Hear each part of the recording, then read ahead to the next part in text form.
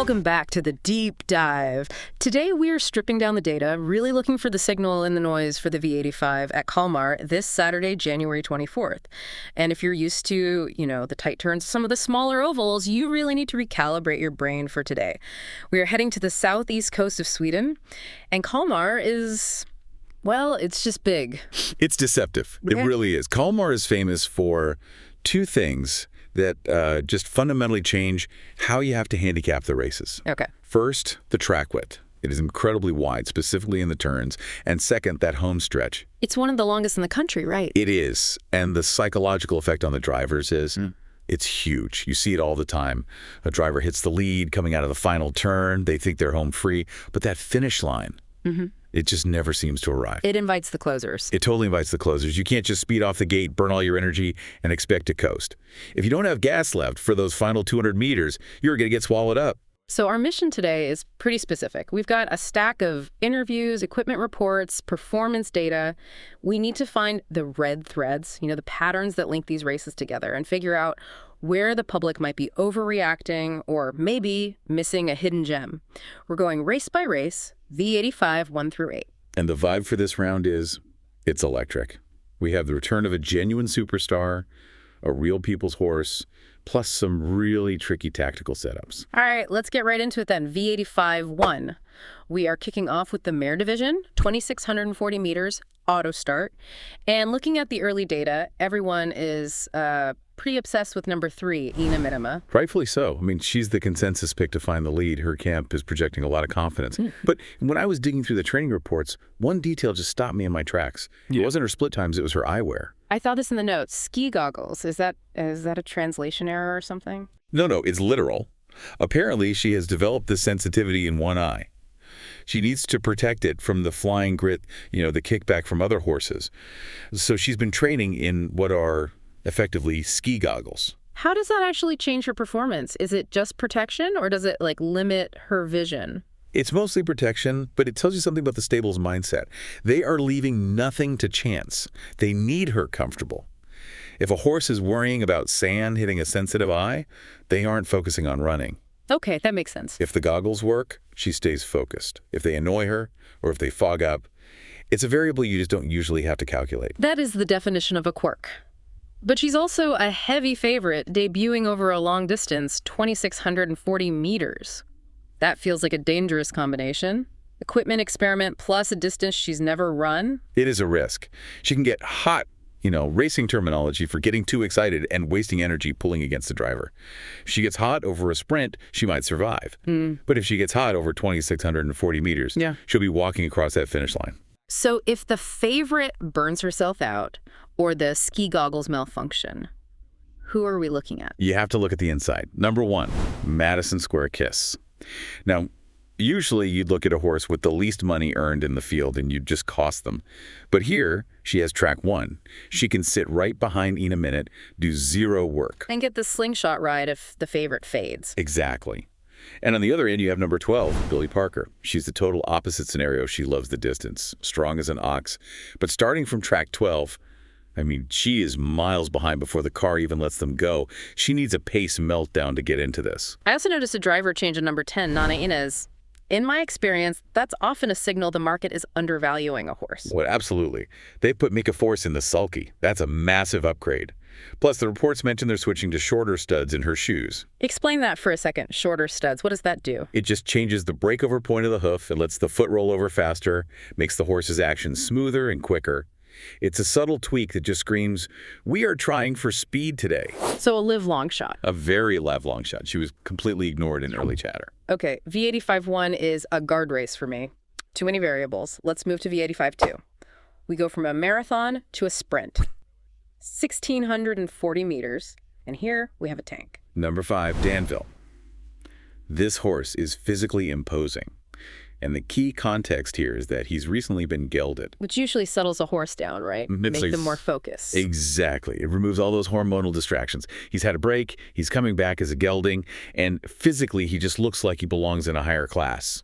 The expectation is he just rushes forward, takes the lead, and bullies this field into submission. But there's equipment chatter here too. Number 2, unforgettable tile. The notes mention a can't see back. And this is a crucial piece of jargon.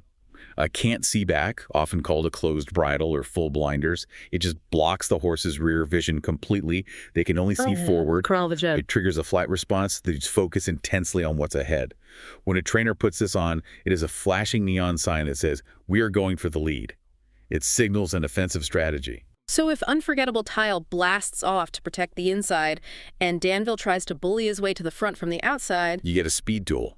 And in a 1640-meter race, a speed duel is lethal. If they spend the first 500 meters fighting for position, they just kill each other's chances.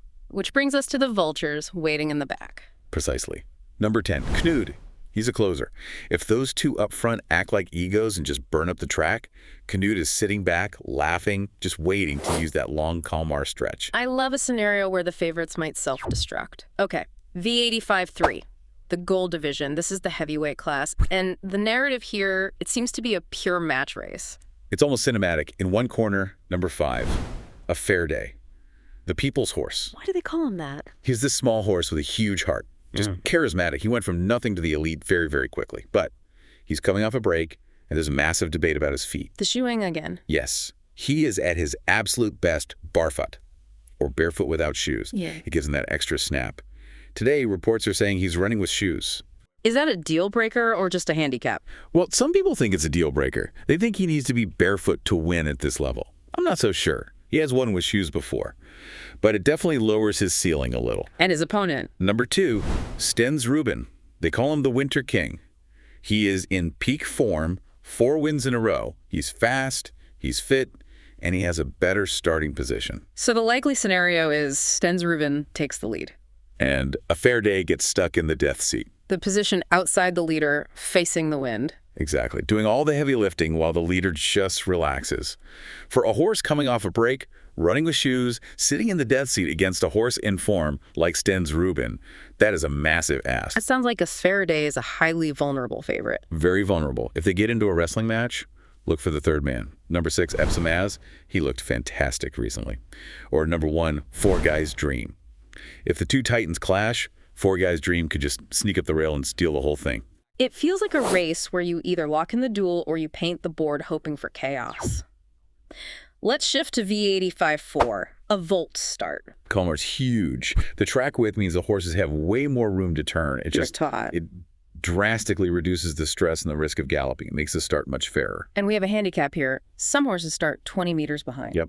Number 14, Elvina Roy, a powerhouse. But he's starting in the back, giving away a 20-meter head start. He's the best horse, but he has to get through 13 other horses. Well, that front, who's the one to watch? Well, you have number 1, Xanthus JR. But the horse that fascinates me is number 6, Conrad's Leonard. 2 words, spring post. In a volt start, the horses in lane 6 and 7 get a running start that's different from the others. If the driver times it perfectly, they can hit the line at full speed while the others are still turning. It's like being shot out of a cannon. And the driver is Thomas Serberg, the master of the volt start. If anyone can hit that spring post perfectly, it's him. If Conrad's Leonard flies to the lead, he could be impossible to catch. I also saw a note about a comeback kid, number 8, Success Zach. High-capacity horse, was out injured for a long time. He had 1 race back recently. We call that a race in the body. It blows out the cobwebs. The improvement from the first race back to the second is usually the biggest jump a horse makes. He's a dangerous outlier. Okay, V85-5, 2140 auto. We've been talking about variables and risks. Is there any stability on this card at all? This is where we find our spike, the banker, the single mark on your ticket. Number 7, Fedosov. What makes him so safe? Consistency and chemistry. He's driven by Stefan Persson. They have raced 4 times together. They have won 4 times. 100% record. That's hard to argue with. Fedosov is just a class above this field. He doesn't need a specific trip. He can do the work outside. He can run from the front. The only danger is bad luck getting boxed in, or some rival driver deciding to commit suicide by driving ridiculously hard for no reason. But logically, if you're building a ticket, this is the pillar. Logically, yes. Yes. Don't overthink V85-5, but really save your money because you're going to need it for the chaos in the next race. Speaking of chaos, V85-6, Class 3. This looks like a nightmare to predict. We call this a heaven or hell race, and it is entirely due to 1 horse. Number 2, Godot. Appropriately named, you're waiting for him to show up. This horse has enormous capacity. Speed-wise, he crushes this field. If he trots the whole way, he wins. Simple as that. But the analysis from the sources, it mentions a 90% risk of galloping. 90%. Why is he even a favorite with a stat like that? That's just throwing money away. Because the raw talent is that seductive. When he stays flat, he looks like a superstar. But betting on him it's stressful. You're just holding your breath for 2 minutes, hoping he doesn't break stride. So if we assume the 90% risk is real and he jumps, who inherits the race? Number 11, Fuego de Gato is interesting, new stable, strong closer.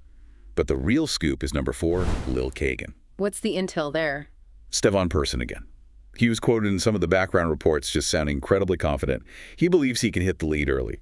If Godot gallops, Lil Kagan is suddenly the front runner on a track that rewards speed.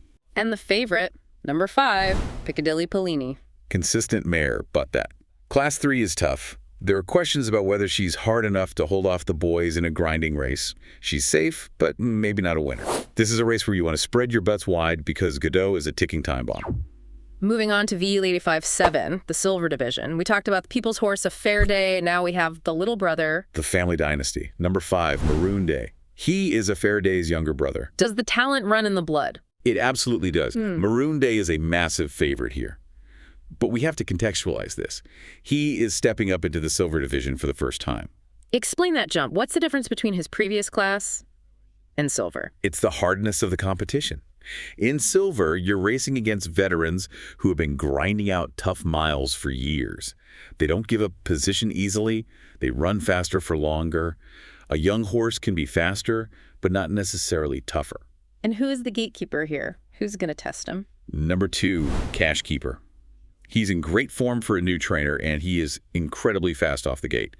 There's a very real scenario where Cash Keeper takes the lead and just refuses to hand it over to the young prince. So he forces Maroon Day to run on the outside. Exactly. Right. If Cash Keeper decides to test the rookie, Maroon Day is going to have a very unpleasant introduction to the silver division. And if those two burn each other out? The veterans strike.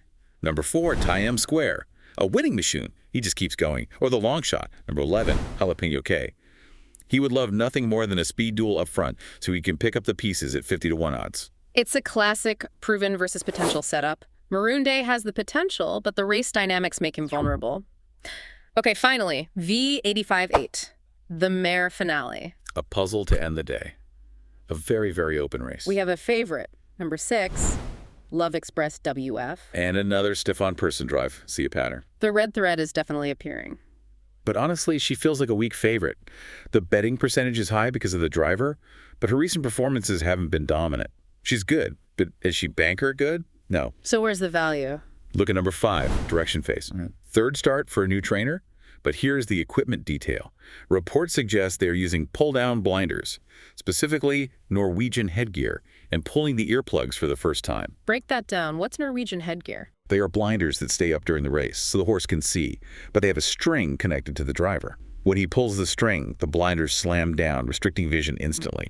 It causes a sudden surge of adrenaline. It's a turbo button. It's a turbo button, and combining that with pulling the earplugs, that is an all-in move. They are planning to unleash everything she has in the final stretch. Any other wild cards to close out the ticket? Number 4, Cheerful, has high capacity. Number 1, Queen T could get a perfect trip on the inside. And a deep sleeper. Number 11, Stepping Honey. She's a 1% shot, almost zero money on her. But her last effort was massive. If the favorites falter, she adds huge value to the payout. So, pulling this all together, we have a few key themes. The red thread today is undoubtedly Stefan Persson. He holds the keys. He's on the banker, Fedosov, the potential steal, Lil Kagan, and the vulnerable favorite, Love Express. How he drives will define the payout. Trust your gut, watch out for Godot, and enjoy the racing.